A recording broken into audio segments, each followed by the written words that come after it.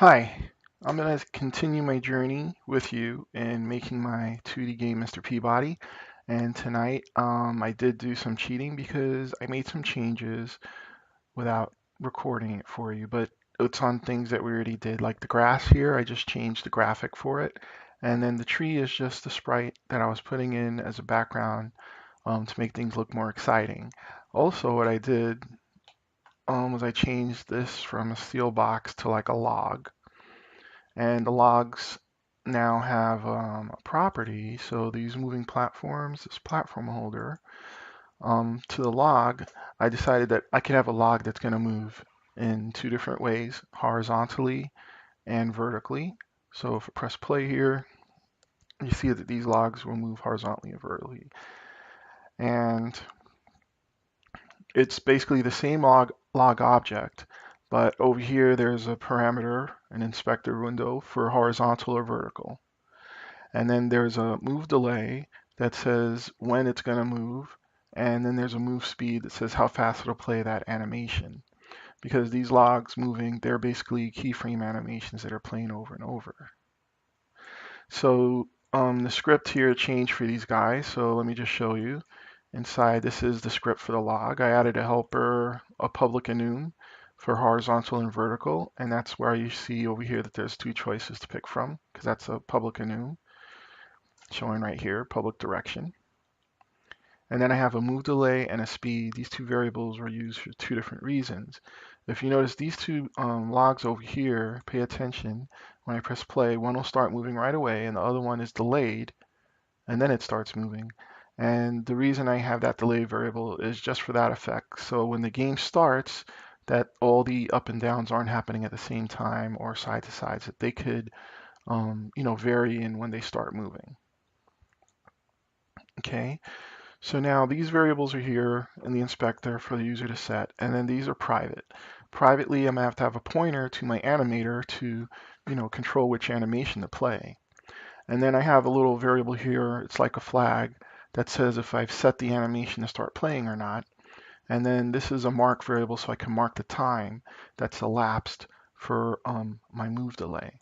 So here when the game starts, the log will get a pointer to its animator component and I will set the time that it starts as the mark time.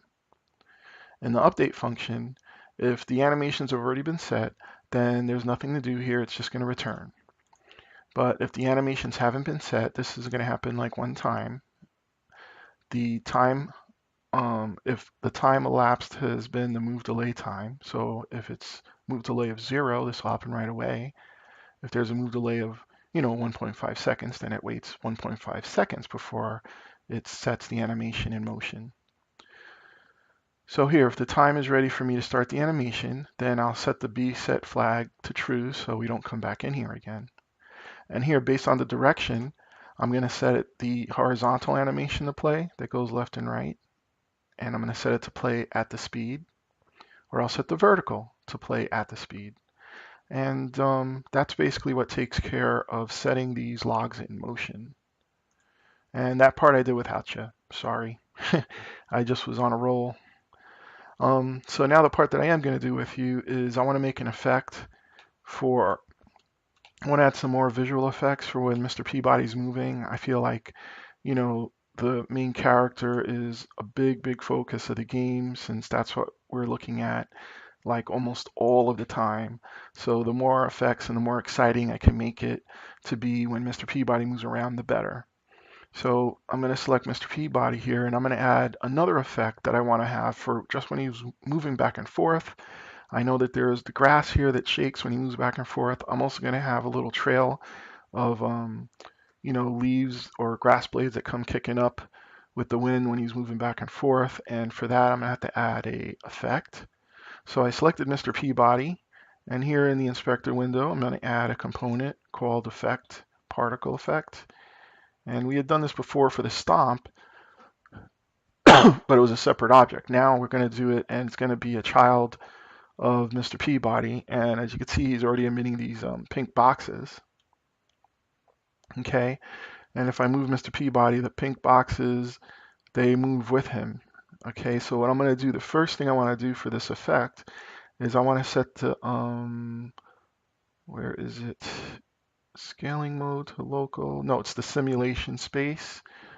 Instead of being simulated off of Mr. Peabody, I'm going to set it to world. Okay. And now when I move Mr. Peabody, there's a trail that's coming out behind him. So that's the first step. And the second step here for this is the emission is coming off over time. And I don't want it to do that. I only want it to come off when he's moving. So let me set that to 10. And what rate over distance means, instead of the particles just continually emitting, now they'll only emit when he moves. Okay, so if I stop moving, the particles will stop. And it's a little bit easier to see that if the lifetime of the particles is a little shorter. So here I go. There. So next thing I'll have to do is change the particle that comes out from being those pink boxes. So I kind of had another sprite that I made from my bag of tricks here, this grass blade. And what I did was I took the grass blade and I, added it to the project right here. But I can't put a grass blade sprite on my, or can I? Can I put that on the particle effect? Can I just put a sprite on there as something to render? Let's see. Here's the renderer, billboard mode, the material. No, see, it wants a material. So I made a material with the grass mat, with the grass blade here, and that's this one, the grass mat, as you can see. And this is a material, and it's material is a 3D thing. And when I made that material, I just set it to be cut out. There was transparent, but transparent had this black box still around it, so I just used cut out instead. And then therefore it was just the shape that's going to be drawn on the material. And when the material was first used, I'll show you what's going on here. So that's the material. I had the material made. Now let me go back to Mr. Peabody's effect. And on the renderer for the effect right here, the material I'm going to use is going to be the grass mat. So I'm going to put that right there. And now if I move him around, you're going to see these little particles of grass kicking up instead. See? So it's almost, they almost look like bumblebees. So I could change the size. Here's a start size. I could increase the size a little bit so that you could tell more that it's like grass. And right now they're coming up and they're all like facing the same angle. So I could add some random variation to that movement. And noise is just what noise is about, is adding random variation to movement. So now when it moves off, the grass almost looks like it's blowing in the wind. And I can control how much of that randomness happens with the strength of application of the noise. So I can set it down to half. And there you go, the grass is moving. And now since he's going to be moving left and right on the ground, I want the effects to kind of come up a little bit. So what I'll do for that is I'll use gravity, but I'll set gravity in the negative direction, minus, oh, sorry, minus point, let's try 0.2 at first. And see that happen. So when he's moving, it almost looks like he's cutting the grass, for goodness sakes. But there's that. And there's the lifetime, the speed. And the lifetime of a particle is 1 second. Well, I think now that we kind of have him with some particle effect on him, we should just press play and see how it looks in motion when we're playing the game. So there you go, I got him in there. And now let me click in the game window. He's moving back and forth, and I could barely see the grass coming up from the bottom. It's like I see one thing, but something I do notice here, this is the particle count on the grass effect, and it's very low. It's like a 3 or a 1, and maybe that's because it doesn't really kick off unless he moves fast, and he's moving fast when he jumps, but not when he's going side to side, so maybe that doesn't make enough of an effect. Could that be why?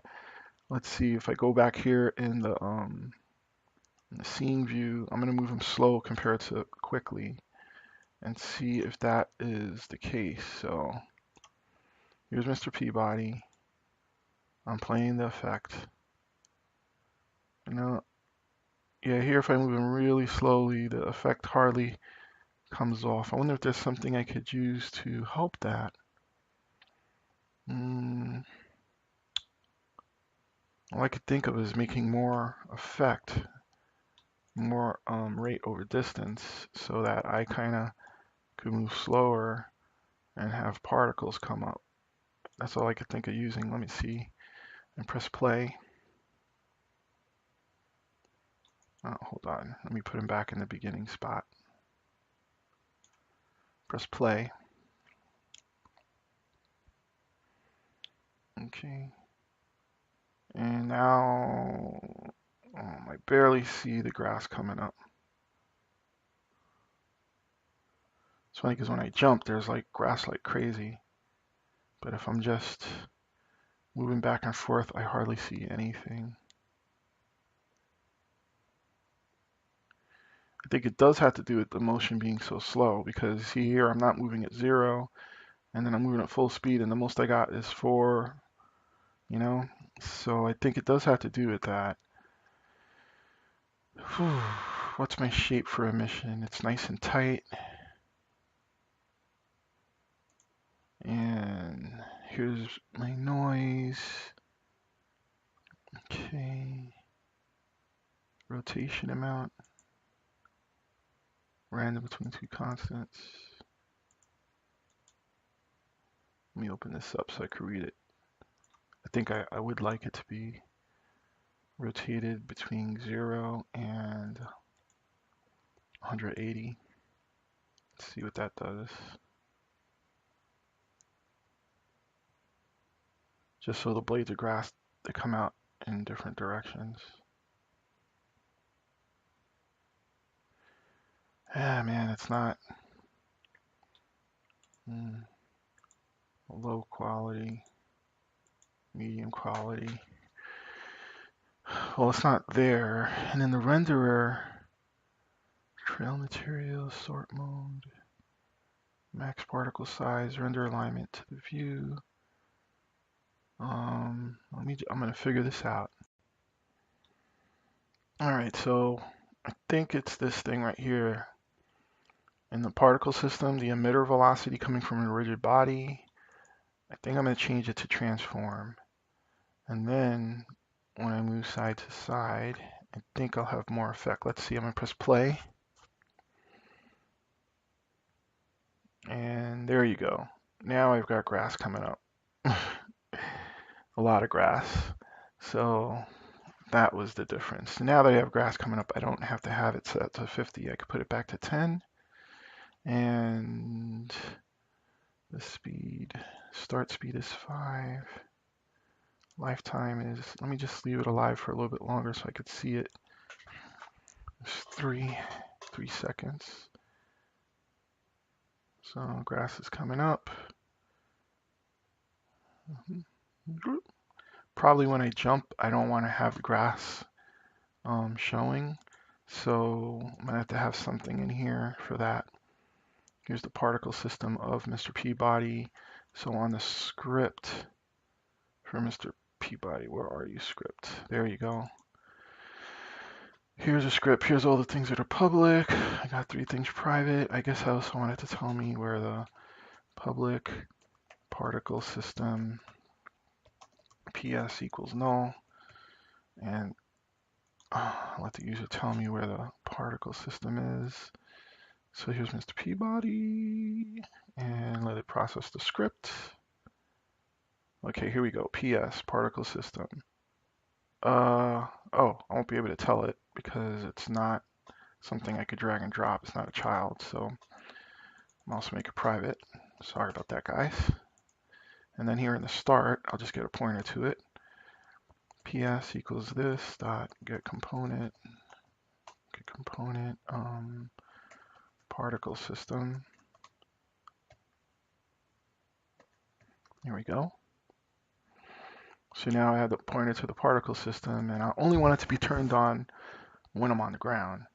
So I'll have to know if I'm on the ground or not. And that's kind of tricky, but I think I have a way to know, because when I jump, I'm playing the jump animation right until the point where I land, and then it plays the move animation. So if the current here, I jumped up in the air, so I'll have a little flag. I'll add a little flag variable, bool b is jump equals false, okay? And then over here, when I go to jump, I say b is jump equals true, so I've jumped.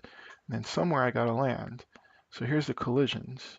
So I can landing from jump, one function, one spot. So here it sets the animation back to land, and I could say b is jump equals false. I've landed again. Okay, so here,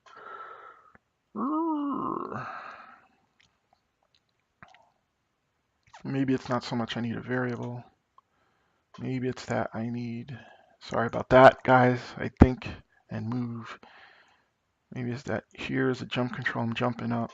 So the PS dot is active, is alive. What's this alive to? Live particles or too smart? No. Particle system dot. Let's see, what could we control? How do we turn it off? Enabled, that's usually the thing. Set active, set particles. No, dang it. Okay, let me see real quick. Let me just do a lookup. How do I turn off a particle system from the script to my trusty friend Google Unity? Particle system off by script. And turning the particle system on and off. Let's see. That's nice. It says best answer. Play and stop. That works. I could do that. All right, so right here, if I jump, then I'll say ps dot stop.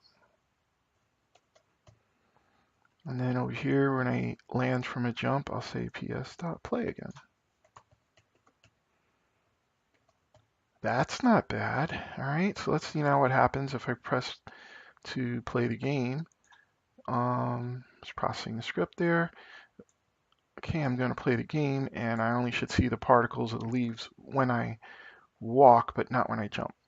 So here I am. I'm walking back and forth. And then if I jump up, there we go. So we added a particle effect for some leaves for walking back and forth. It's just something to see some more action going on in the game when we move around. Yeah, thank you very much.